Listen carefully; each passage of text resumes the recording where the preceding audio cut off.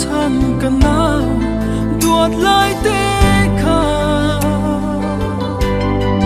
tin kim don zo lim ten siang lam hon relin mo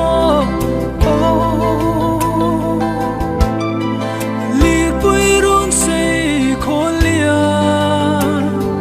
rum vung vung chung an mo lai tha khoi ang zolin ri tlang min liang san ne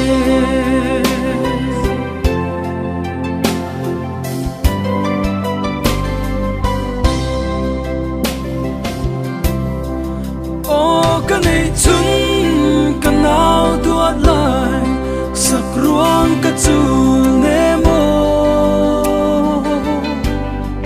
thafang dai rial chan na san tam po liam ma se thing pui rem khar hong na buanang bom kan wang che o thing pui ri ruai khar lai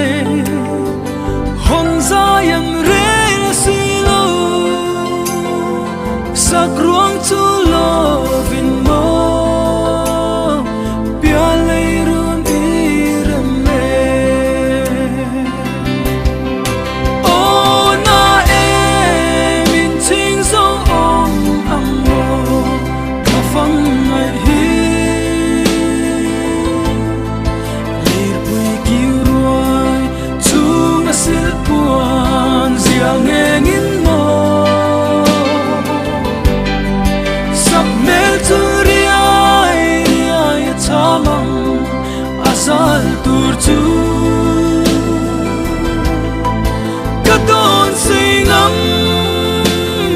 la ve o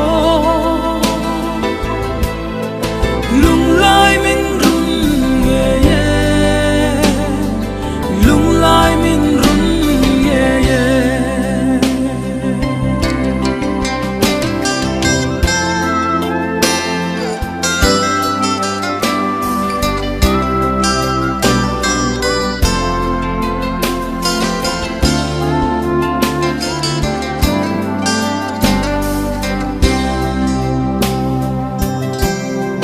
kanau duat lai tel lâu chuan eng tin nghe ni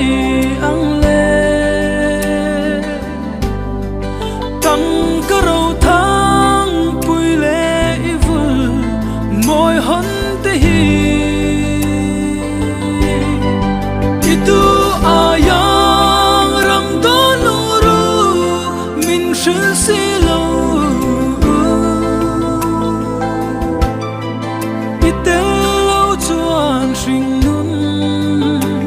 kal siam ka rel thiam lo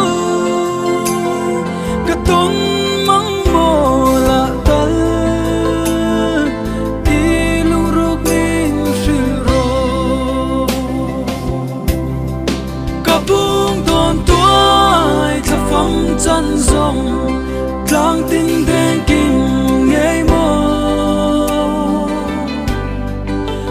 sen dar pheng nur pui lan lia choi moi na ne sak ruang a par moi le re moi tin reng te ne sak ruang ma an shua ye hey sen dar pheng rual ten vòng biết trôi môi na te khoan un mal so ro se